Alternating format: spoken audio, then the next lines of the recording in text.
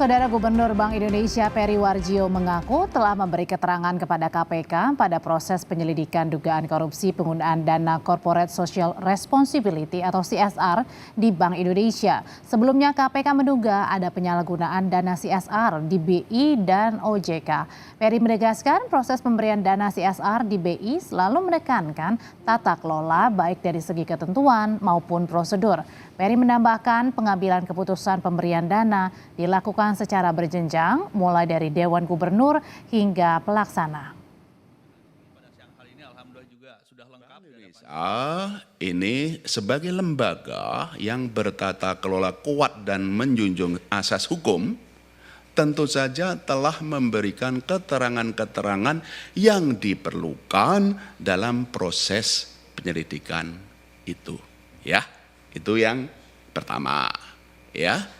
Yang kedua, kami tegaskan bahwa proses yang kami lakukan dalam CSR selalu berdasarkan tata kelola, ketentuan, dan prosedur yang sudah berlaku.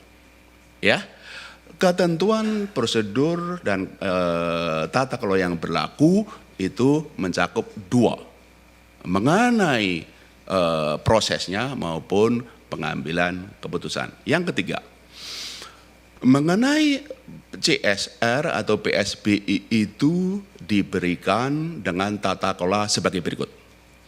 Bahwa CSR atau PSBI itu hanya diberikan kepada yayasan. CSR atau PSBI tidak diberikan kepada individu. Oleh karena itu, yayasan-yayasan yang memenuhi persyaratan. Sementara Direktur Penyidikan KPK Asep Guntur Rahayu menyebut ada dugaan penggunaan dana CSR untuk kepentingan pribadi. Asep menambahkan KPK telah menetapkan tersangka dari kasus ini, hanya saja belum diungkap ke publik. Tentu saja di dalam CSR, ini BI dan OJK, ini seperti apa? Jawaban dari kami adalah kita atau KPK sedang mengusut perkara ini. Baru sampai di situ jawabannya. Kalau itu digunakan sesuai dengan peruntukannya, tidak ada masalah. Yang menjadi masalah adalah ketika dana CSR itu tidak digunakan sesuai dengan peruntukannya. Artinya ada beberapa, misalkan CSR-nya ada 100, yang digunakan hanya 50, 50-nya tidak digunakan. Yang jadi masalah itu yang 50-nya, yang tidak digunakan tersebut. Gitu.